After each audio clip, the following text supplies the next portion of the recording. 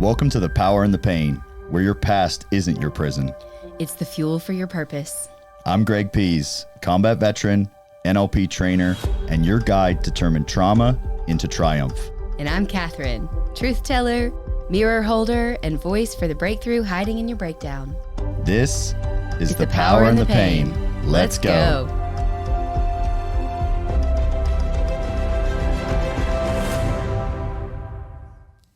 Welcome back, everyone, to The Power and the Pain. We left you off in our last episode talking about what is symbolic healing. We created a little bit of awareness. I know a lot of people, there's a chance you're hearing this for the first time, or you were. This is your second time now. Hey, on this episode, you can look to your person your left or right and say, ain't my first rodeo. I listened to the last episode.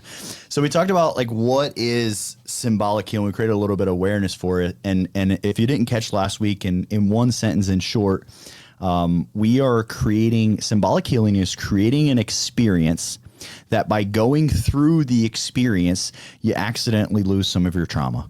I love accidentally. Just accidentally falls away. It's like, you're like, shoot, where did I leave my phone?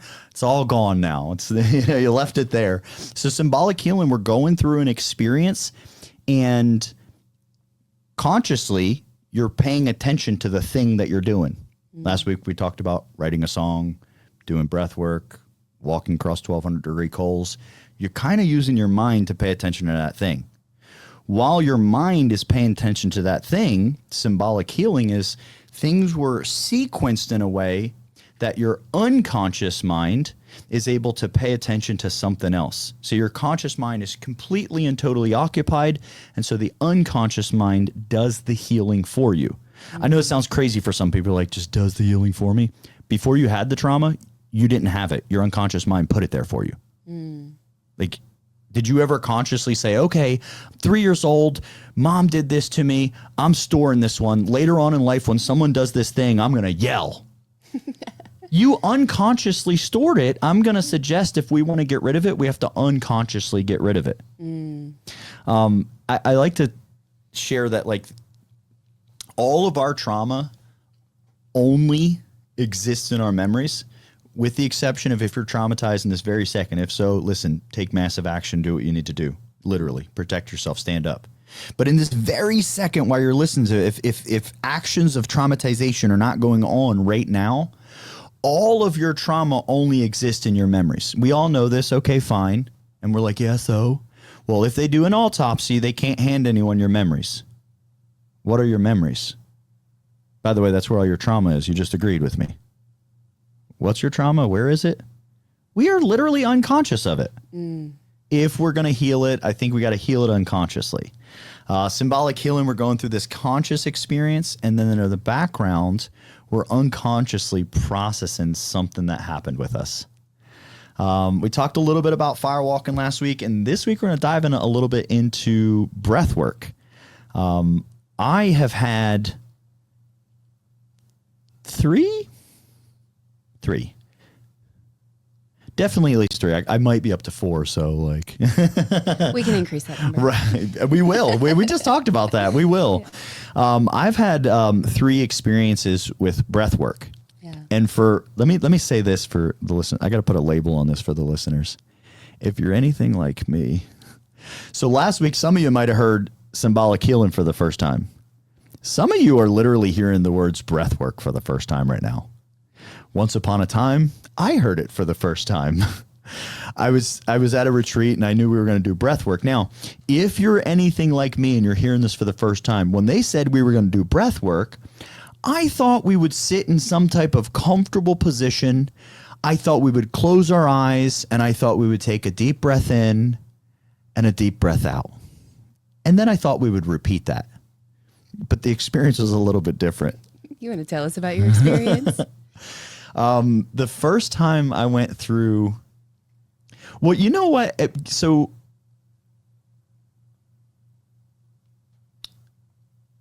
what I definitely want to tell about my experience. Is it even a fair question? What if I ask you this? What would you say? If I said, what is breath work?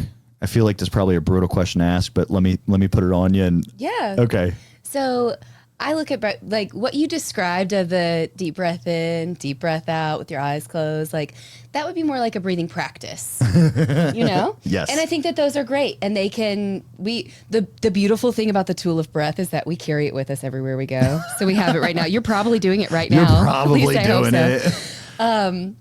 And breath work is like the word work is in there for a reason, because it just like if you work out, you work your body, you know, this is like the gym of your breath, and, you know, using the nervous system and doing some of that repatterning with work. And when you're, especially if you're doing some of that like circular diaphragmatic on a extreme, you know, just in one of those sessions, it's work because your mouth will get dry. You're gonna feel like maybe you need to call it, like resistance comes in, all of these things happen. And so it's like pushing through that. It is work.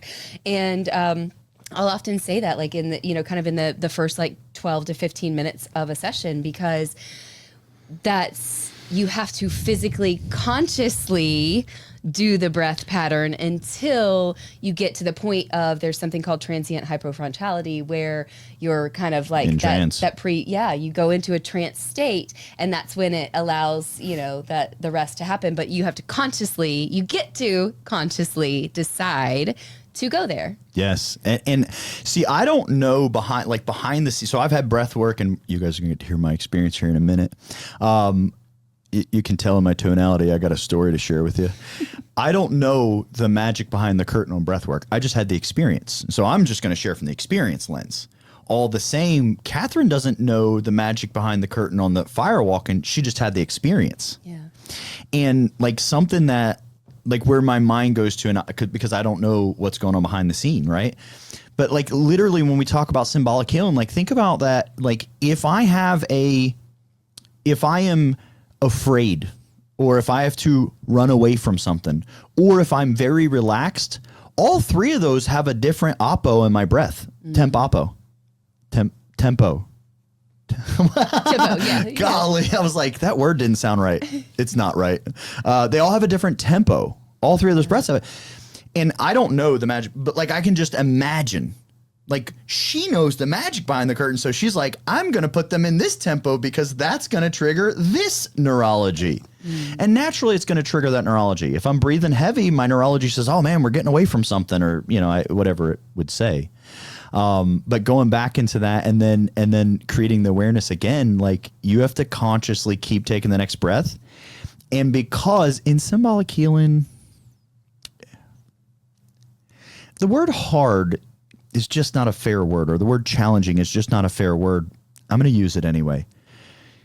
A lot of times there's this challenging moment where you have to decide to keep going forward. I'm going to suggest in that moment, the moment where you're like, oh my gosh, I can't do this, or I can't go any further, or like, what is wrong? Like, I'm going to throw up if I keep breathing, whatever the case, whatever the thought that pops up. In that moment, you have to make a choice to go further.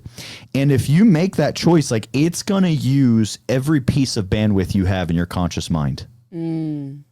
At this time, we have occupied the conscious mind. This is that trance-like state. When we think about hypnosis and trance-like state, the conscious mind is so occupied that it no longer says, I wonder if I'm talking too long. Should I have worn that shirt? Did they notice this thing? That conscious mind. But when we like overload the conscious mind, it's like, okay, check on that chair's not moving. Is it that chair right there? That chair. Yeah. Once we're there, then the unconscious is taking place. My first experience with breath work was at a retreat. I've heard the term breath work before, but I always thought it was breathing exercises. What did you call it? I just said breathing practices. Breathing practices. That's what I thought breath work was. I never ever had been prior exposed to what breath work actually was. I didn't see videos. I didn't have a friend doing it. I just had no awareness. So I'm at a retreat with a friend of mine, and after the day prior to, it was called Spirit Day. The day prior to Spirit Day, they said, bring your blanket and your pillow tomorrow. I was like, sweet, it's nap time. So I bring my blanket and pillow the next day. And so after lunch, we're doing breath work. And my friend, she was like, she just spoke so highly of breath work. She was like, oh my gosh, as soon as she heard, like tomorrow's Spirit Day, she said, oh, we do breath work tomorrow. She had been through the experience before and been through breath work before. It was my first time. And so I was excited about her excitement. I'm like, this is going to be good. Blanket and pillow, relaxing. So that day comes and we're doing breath work after lunch. And during that lunch break, I'm in this area and I'm like scarfing down some beef jerky and like some granola bars. And my friend comes in and she says, she said, hey. She's like, tone it down a little bit. She said, you might throw up. I said, what? She said, yeah, you don't want to eat too much like right before we go into breath work. And so I thought like, I don't know. I just thought like, you don't eat too much before you go swimming. So I was like, okay. And the next thing I did was grab my jug and start. And she's like, no. She's like, you don't want to drink that much water. She's like, you're going to throw up. She didn't say you're going to, you might throw up. And at this point, I was like, what is going on? We're like 5 minutes before, like we're about to head out. We did it outside the first time that I've done it. And we're about to, so now I'm like, hey, what's going on? Yeah. Like now I'm starting to have an awareness, like you're putting some warnings here. And my friend, she said to me, she said, you've never done breath work before? I said, never. She said, what do you know about it? I said, nothing. And she said, okay. She said, well, you're in for an experience. This is what she said to me. And this is a little bit more than like an introductory level retreat. You know, it's a little bit. And she says, you're in for an experience. And she looked at me and she was her neurology, like I heard her physiology speak. She said, you're in for an experience. She said, it's one of the most powerful things I've ever done. She said, whatever happens, just go all the way through. And that's all she said. I didn't ask any more questions. I understood the assignment. Yeah. I now knew what was going on. So then a couple minutes later, we head outside and we begin this breath work. And they tell us what we'll be doing. This exercise was 45 minutes long. And I mean, the term was called fire breath, but I'm sure there's a bunch of different. But in the beginning, we essentially huffed air in and out very quickly. So hyperventilating and just over and over and over, 15 minutes. And then it went to the next 15 minutes was so like sucking in twice and blowing out hard. And then the last 15 minutes we did like you were sucking in hard, but like you were sucking oxygen through a straw. So it was more like this. And they tell us like, here's what we're going to do. And there's drums playing and you just breathe on don't worry about anything. You'll hear the drum. You just breathe every time you inhale every time you hear a drum. And so they have the drum rhythm set up to the pace. And they said you might, I forget the word they use. There's a fancy word for it. But if you're not, I had the experience, like if you're not familiar with breath work, and I know for me, I don't, like maybe there's introductory stuff, but like the one they told me, and like you're going to get way too much oxygen in your body, like way too, not a little bit, way too much. And then like I started cramping. I mean, aggressively cramping. It's tetany. That's what okay, thank you. That's that fancy word. Oh my gosh. Yeah. Like my hands started going down like this and the forearm was just like a rock. Yeah. And then they told me in the beginning, they said, if this happens, for anyone that's new, they were talking to me. We were laying down. So they're like, if this happens, like take your hands and shake them like this. And then even like I'm laying on my back and then take your legs up like that and just shake your legs and just keep going, but don't stop breathing. Just keep going. And so like 60 seconds in, my first time, I'm like, there's no way I'm going to pass out. And 45 minutes, I'm like, there is no way. And I just kept thinking to myself, like, well, Camilla was my friend. I just kept thinking like what Camilla said to me. I'm like, she told me this would be here and she told me to go all the way to the end. If she's made it to the end, I can make it to the end. I know there's something at the end. Like there's no way she's like joking. This is not a joking matter. Yeah. And so I'm like, I guess I'll just have to I'll have to pass out.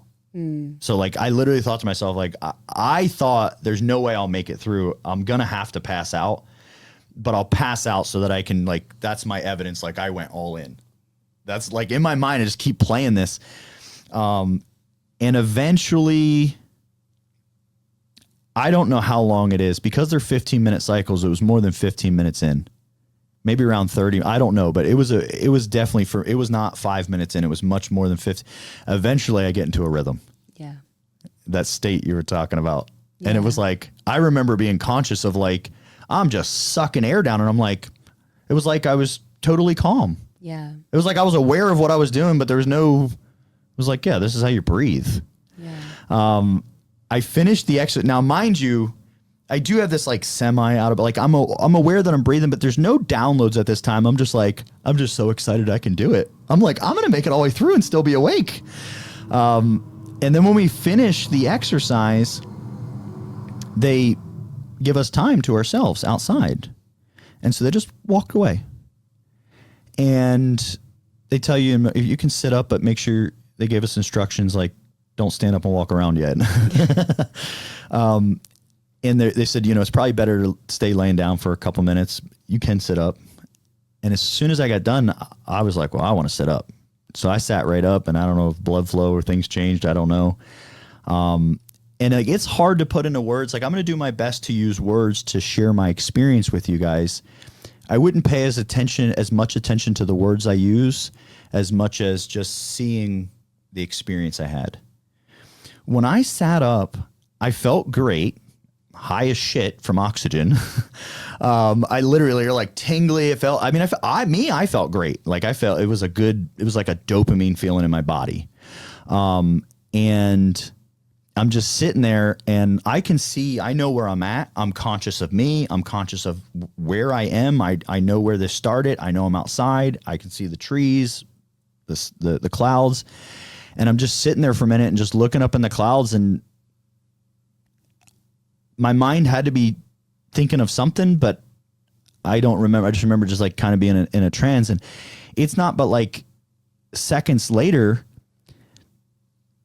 like I see this lion, and I mean, literally as if I'm hallucinating, like I see the lion, but I don't know how to put it in words. Like I kind of still knew I knew I was seeing this lion. Yeah. Like I didn't think I was in another place, but I was having a visualization of a lion. And like in a second I thought to myself, I was like, dude, I'm a fucking lion. Like I felt so powerful. Like this is my message. And I'm like, I receive it. I'm like, yes, like this is me. And like king of the jungle. Yeah. And like, I'm thinking this to myself, like I'm receiving this. I'm like, yes, yes. And then the lion changes and it's a baby crying. And my immediate next thought, like it wasn't a conscious process. My immediate next thought, immediately, I was like, I'm not a lion, I'm a baby. And I just started like just like holding this. I'm like, I'm a baby, and this baby is vulnerable, and this baby's crying. And I was like, I'm a baby. And my first, like I had my neurology inside at some level was like, no, this is not, no, I got the wrong card. That's not me. But that's my neurologist. Like I really felt like, is that what the message? I'm a baby. And then I thought to myself, I miss my mom. And think about it, like as an adult, like if you have your mother on this earth, you can miss your adult you can miss your adult. You can miss your mother as an adult. I never had my mother on this earth as an adult. I know she died when I was 3. Yeah. When I was 3, I didn't know how to process death. I never in my life mourned my mother's death. Never. And I sat there and cried, like ugly cried. Yeah. And just cried and cried. And at some point in time, I didn't have any more tears to cry. And then I felt so amazing. So good. And then like I couldn't stop telling everyone about my experience. I'm like, I got to tell you what happened. That's my first experience with breathwork. Yeah. I want to hear, like, what do you see in this? Because again, this is like you live behind the curtain on this world. Well, and I do want to caveat that with breathwork, there are also like, excuse me, 3 different pillars. And so what we're talking about is more of like the emotional release process. And there are like relaxing and activating techniques as well. This is the emotional freedom process that we're talking about. Okay.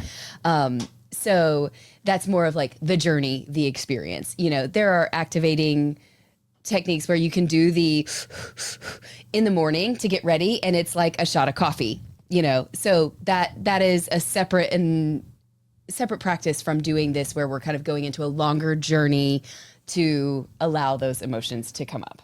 And so would it be fair in me saying because I'm learning this with you guys right now, the listeners, I'm learning with that. Would it be fair in saying that experience that I just described,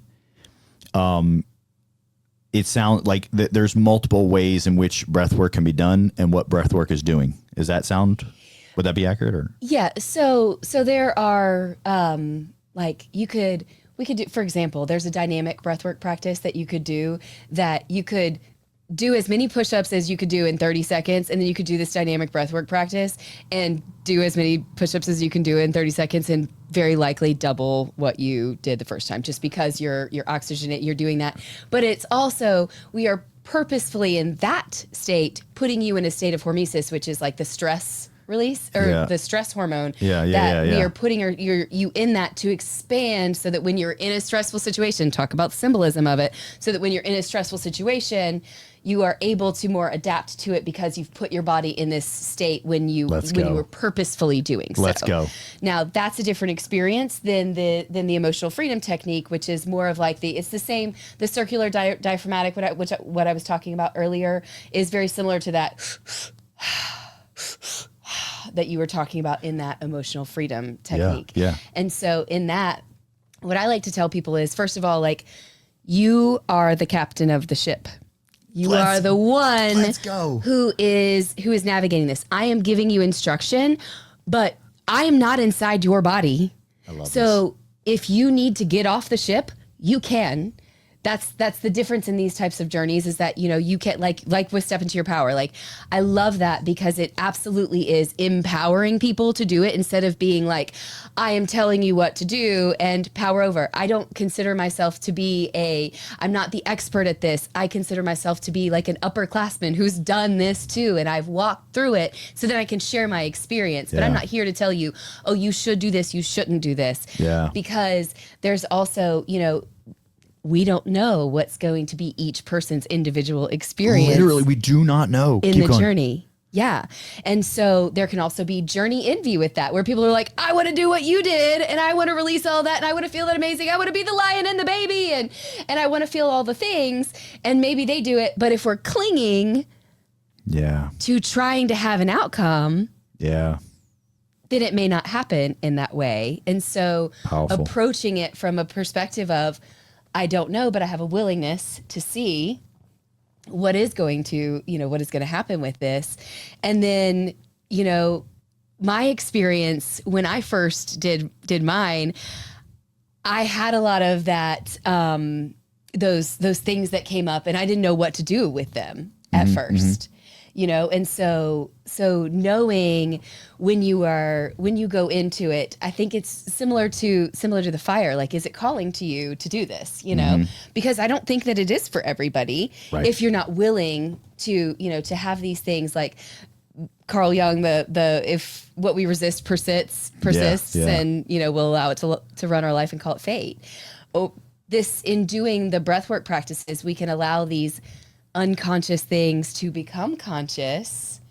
And then like with the symbolic healing, we don't actually have to attach a meaning to what it is. Maybe we can, maybe we know, like, oh, that was what I was releasing here, was this time of when this happened, but we don't even have to know the story of it. It's so beautiful to be able to move forward. You know, that's so 100%. And I loved you talked about the term journey envy. I mean, that's beautiful for people. If that's like way over, don't worry about it. But for some people, they get it. And then like what you highlighted, like if you tried it, like I didn't know what to expect on that first experience. And then going into what you were saying, like my second experience with breath work was the same breath work. It was the same. It was a different location, but the same exercise. My second time I did it, when I got done, I didn't have any visuals, and like, I didn't have I just had like clarity on things. And it was hard to explain. And then like, if it was important for me to attach it to something or give it meaning, I could, but I had the opportunity to just accept it. Yeah. No, I love that. Yeah. I mean, and I've done several sessions where I've walked away and been like, I didn't feel like I felt anything. Or I've had things where I've been like, this is exactly what I'm going to do. And I write it down and I call a friend, because sometimes if it comes up in the moment and I don't reach out and grab it, then, you know. Have you ever read Think Big or Big or... Let me look at the name of this book real quick. If not, no worries. But the whole book is on that premise. When you said that, I was like, oh my gosh. I think of Big Magic, and I think of like... Oh, Big Magic. Is that the book that you're talking about? Okay, yeah, that's exactly what I was thinking of. I love it. Where I'm like, okay, this is the thing. And actually, I did that at the end of the year. I did this breathwork session, and I was like, this is exactly what I want to do. And I had the friend in mind that I needed to read. Like, all the steps were laid out, and I just was like, okay, I'm going to follow this. And I just like, phoned a friend and was like, hey, I just did a breathwork session and this is what I want to do. And he's like, let's go, and it's kind of just following those. Or there are other times where I've just been like, I almost feel, again, like I think I mentioned in one of our other episodes talking about being emotionally constipated. And there are some times where I'll feel like I'm like, I don't even know what's up, but like there's something that's stuck and like, I don't have to identify it. You don't have to listen forever. I get excited here. You do not, I'm not saying you can't, I'm not saying you shouldn't, but you don't, like, you can be in a funk. It's not important for you to identify it in order to release it. You're allowed to. Yeah. You're allowed to. I didn't say don't. I didn't say you shouldn't. Yeah. Okay. But I get it, getting really excited here, y'all. But when you're talking about this, like, we are very conditioned. Like, I have a problem. Let's diagnose the problem. Why do I have the problem? And then we tend to treat the symptom. Yeah. Like I've given examples before. Like if I had a pellet gun and we're all free and clear, right? If I have a pellet gun and I shoot myself in the boot with it, and we say, what's the problem? And we say, well, the problem is I shot myself in the boot. And they say, oh, well, make sure you wear steel toes. No, that's the symptom. The problem is how I was carrying the gun, or where my finger was in relation to the trigger, or the fact that it was loaded or off safe. The symptom came from the problem. And when we, a lot of times, if we try to attach to like, I have a problem, like, I don't know what my problem is. Who cares about that? Find out what your solution is. Yeah. I love that. And even when we were talking about like therapy and, I mean, I think that there is like, there's different levels of or there's different types of therapy too. Like there's like a solution focused brief therapy that does focus on that, where it's like, and it's not meant to be keeping people coming back over and over again. And that's like, with breath work, I don't know. I can't tell you how many times you need to do breath work. You may be one, release whatever it is that you need to do and move on to the next thing. Sometimes I think that there's, I heard this concept once where it was like, okay, if a boulder breaks when you tap the chisel that's on it, did it break because of that one time, or did it break from the 20,000 times before that weakened it, and then that one happened to be the thing that broke? Literally. And so, I believe that I love the breath as a modality to use when it's necessary to release these things, and as a practice to, just like showering, brushing your teeth, like we don't do those one time and it's done. But whatever the modality is, that just happens to be, like you said, whatever it is, it's the right one for you. That one happens to be the one that has spoken to me. Yeah. And that it doesn't have to be like, oh, well, if I do this, then I'm going to have to just keep going back and keep going in and doing that. I don't know that. You get to if you want to. Right, but you don't have to. And if it calls to you, but you don't have to. Yeah. And I think you can release so much. There are several people who have said, I've done therapy for years and I released more in that one session with you than in these years of therapy. And I didn't do that. Right. They were available for it. Yeah. 100%. And a lot of times too, like, cause in my last episode, I was like talking about there, in alignment with your metaphor, like if they didn't do all those years of therapy, they might not have had the same experience there. Yeah. So like we have to just go on our journey. Yeah. And I want to highlight too 100%, like we can linguistically heal as well. So we can use words to heal. And I do that with one-on-one sessions outside of But this is just this is Greg's opinion at this point. But using NLP and neuro-linguistic programming, I'm a firm believer in, like, I cannot, even when I work with other coaches, like you cannot tell your client what the solution is. I mean, you physically can, and look, maybe it can work sometimes, but the odds of it working are so slow. It's like if you went to Vegas and there was 2 slot machines when you walked in, and one said it had a 1% chance of winning and the other said it had a 70% chance, you'd put your money in the 70 every time. You'd never but the 1% chance could win and could pay out more than the 70, but I'm not putting my money in that one. Okay. So the same thing, like the odds are low, it's possible. So we want to go where the odds are greater. And, and talking about words, which is still for me, when I use words, it's still symbolic. Yeah. Because like I'll ask, like when I'm working with a client, let's say I see what the solution is. Like, for example, they're like, I'm always late, and we start talking and like they're late getting to work. And like in my mind, once I've talked to them about the situation, I'm like, well, it's because you're not setting up a good evening routine. Like, it's not even the morning routine, it's the evening routine. But if I tell them that, they will promptly respond with all the reasons that I don't understand why they can't just do this routine that I'm saying. And then I've blocked it because now they have a guard up. Actually, I've made it even harder. We still can get past it, but I made it harder. But what I'll do is I'll ask clients. I'll say, I might ask them if they say I'm always late, whatever the case is. I might say, what is it that would have to be in place that isn't now, so you wouldn't be able to be late? And the client would say, I don't know. And would you be willing to just see like what, you don't have it, right? So you're not even responsible for it, but like, what would it even be, just so we can identify it? But I don't tell them. Yeah. And then they might say, well, if I had all my stuff, because the client will say something like, well, if my kids didn't take so long getting ready. And then I might say something like, oh, so if your kids were ready on time, you would be able to be on time? Yeah. Oh, what would have to be different so that the kids, you knew they're ready on time? Like, and we're just walking them back and they're literally gonna, like, when I work with my clients every time, like, I already know where we're going. I ask some questions, and then they'll get to a place and they'll say, you know what, Greg, I'm just gonna get everything set up at nighttime. And then I'll say, dude, that sounds like a great idea. Let's try it out and let me know how it works. Yeah. But if I tell them, it's gonna put this guard up. Greg, you don't understand. You just think you just have all the solutions, but I got a whole life over here, Greg.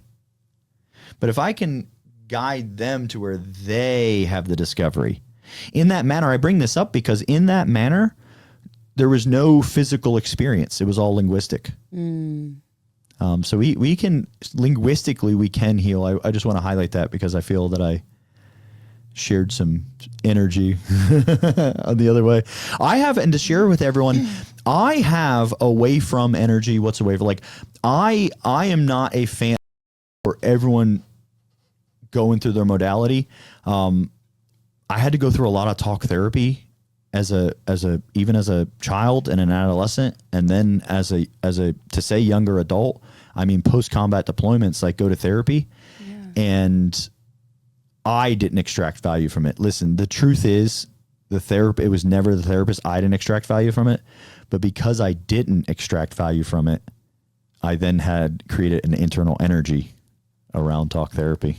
I think you get to have your experience, though. Thank you. And that it wasn't for you, and that's okay. Yeah. You're not saying that it's not for other people. And I think that that's the beautiful part about it.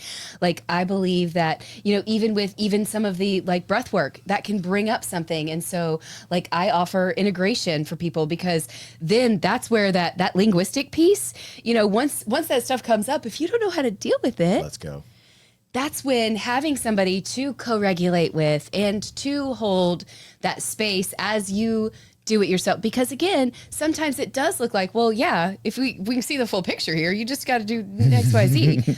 But, and there were a lot of times that I wanted somebody to just tell me what to do. Just tell me how to do it, but if they would have told me, and they probably did, they probably told me. Did. And I was like, no, that's not enough. They probably did. Literally. But I had to do it for myself. I had to experience it to be able to move past it. Yeah. And so that's, that recognition now. Sometimes I love love now when I get triggered when somebody's like, yeah, you're going to figure it out. And I'm like, I know I will. Okay. You know, but I love that because I know now that, okay, that is like, I'm very grateful that they're not just trying to do it for me. You know? Yeah. Dude, I love that. That's so funny. I know that, I mean, years of experience with people telling me and me standing like, I wish someone would just tell me. They told me the whole time. Yeah. And I've even had experience with people, you know, it's not all the time. We have different personalities, but the people that have that personality, like I am huge on metaphors. You know that I'm like huge. By the way, listeners, how many stories have I told you since you've been listening to us? Like nonstop. I'm huge on metaphors, which are symbolic healing. But sometimes I'll meet people and they're like, just tell me what it is. And like a couple times I've like been like thought to myself, well, fine. Like, if you think, you know, I've like shot it straight, and like every time I've like just like leveled and shot it straight. I mean, for me, every time the person's like, no, not that. And you're like, all right, well, I got it. Never mind. Let me go back to metaphors. Yeah. They land well. Storyteller. Well, and thank you. And, you know, we have, you know what, next episode, let's dive into, I'm gonna leave you guys a little bit of a cliffhanger. Chris Voss, does that name ring about all of it? So he wrote, if you guys, by the way, is it Big Magic we talked about earlier? Big Magic, yes. Big Magic.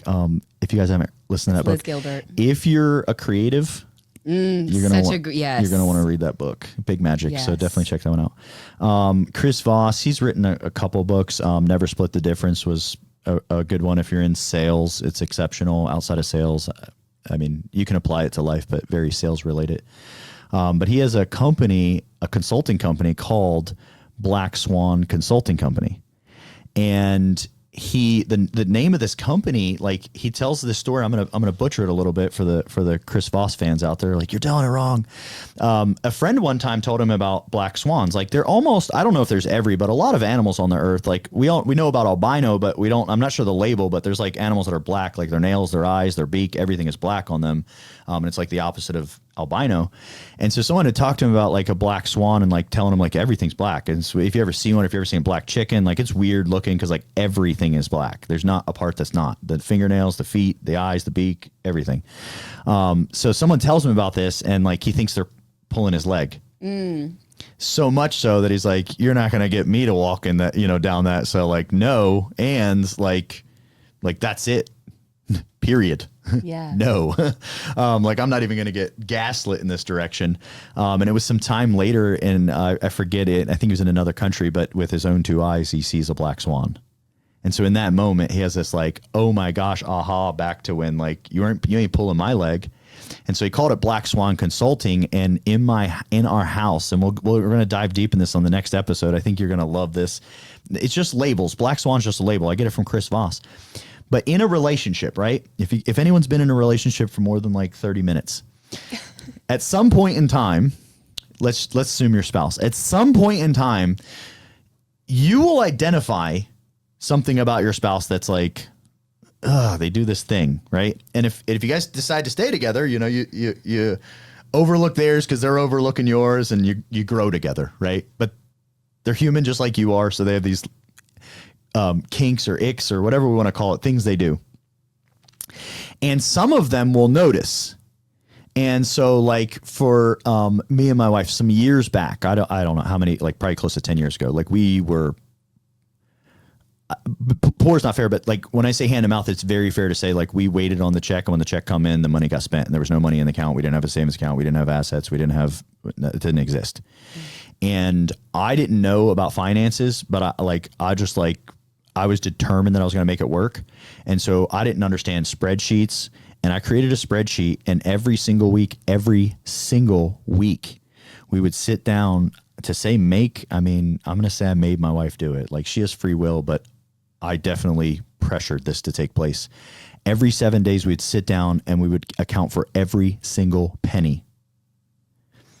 It made my wife so uncomfortable because like I wasn't like checking where she spent money every penny. So I had to answer too. Yeah. But it was very uncomfortable as a grown ass adult to say where you spent the pennies at. Yeah. the last fucking penny, like a penny's missing. Where's it at? Mind you, I do feel congruent with, at the time, I didn't know how to lead that, but I made sure we went through it and it changed everything for us. There was a time when I would say to my wife, she would say, anytime I had to bring up money, her neurology would just get like wild. Like, I mean, she would literally, I'd be like, hey babe, tomorrow we're going to do our budgeting stuff. Like, she would start fitting physically. And then it got to a point where she's like, and she would say things like, they would be gentle, accusatory, but I'm doing something, there's an issue with me. And then I'd say, well, babe, every time we talk about money, you get very fidgety. Like you'll raise your voice. Like I meet a whole different person. And my wife was like, no, I didn't. But, and I would try to explain to her, and like this, we did a good job having arguments over things like this. But like nowadays, like sometimes let's take my wife out of the hot seat and I'll hop in. Nowadays, my wife might say something to me like, hey, every time you do XYZ, I notice you do this. And it's an unconscious behavior pattern for me. And so I'll say, no, I don't. And my wife says, no, every time you do this, like every time, because she sees it, it's real. She's like, every time. And then now in our relationship, like if she realized, she'll be like, no, you do this every time. Then I'll say, oh, I guess you found my black swan. I can't even see that I'm doing it. It's happening right in front of her, but I can't see it. And then inside of our relationship, we kind of came up with our agreement. Like if I find her black swan, only because we agreed, it's very important, only because we agreed as a couple. If I find her black swan, she's not responsible for it. I will be. How could she be responsible for a thing that she doesn't know is in existence? So how do you guys navigate that? Do you bring it to her attention? Oh, most certainly. No, yeah, and we'll take a deep dive next week. Okay. Sorry. But no, check this out real quick. I'll leave everyone with a little, like, how do we navigate that? So we've talked, so at cause. So if every time I talk about money, my wife yells and she doesn't realize she yells and I realize she yells, then I need to start experimenting with other ways to talk about money so that I can find a way that she can do it where it's comfortable for her. She doesn't even know that she's yelling. So why would I put the responsibility on her to heal this trauma that she doesn't even know is in existence? So I take responsibility for it. Now, listen, this only works because both parties agreed to it. So out in the world, I wouldn't take responsibility for other people's black swans or you'll drown yourself. Oh, 100%. Okay. But inside, because we want to play this game and win together, it's like, I don't know, I have that problem. Cool. I got that one for you. Yeah. And then the kick side is like, now I have to be responsible for her problem. Yeah. And she gets to be responsible for mine. I get helped in the background. Literally, she's helped me and I don't even friggin' know it. I don't even know it. Stuff just starts going smoother because she's doing things for my black swans. And we're not enabling, right? We're creating a change. Yeah. What's your thoughts on that? I can tell the wheels are turning. Oh, I love it. I can't wait to hear more about that conversation and engage in that. But it reminds me of, like, even as you were talking about, like, the consent based part of that, I feel like is so huge. And I feel like that kind of goes back to that boundaries and agreements conversation, because I think that boundaries are, I actually heard somebody say this, boundaries are how I love you and me at the same time. Let's go. And I was like, that's good. Really, that's good. That's solid. Boundaries are how I love you and me at the same time. All right, everyone, make sure you check us out next week. We're going to take a deep dive into this black swan thing. Again, that's Chris Voss's. I love the label, so I use it. But we're going to take a deep dive into what does that look like in our relationship, ask some questions, and you guys are going to have your own takeaways that you can use in your life. We'll see you guys next week. If this hit you deep, trust that. Your pain has power, and your story isn't over. Follow, share, and send this to someone who you think might benefit. I'm Greg. And I'm Catherine. And this was The Power in the Pain. Keep stepping into your power.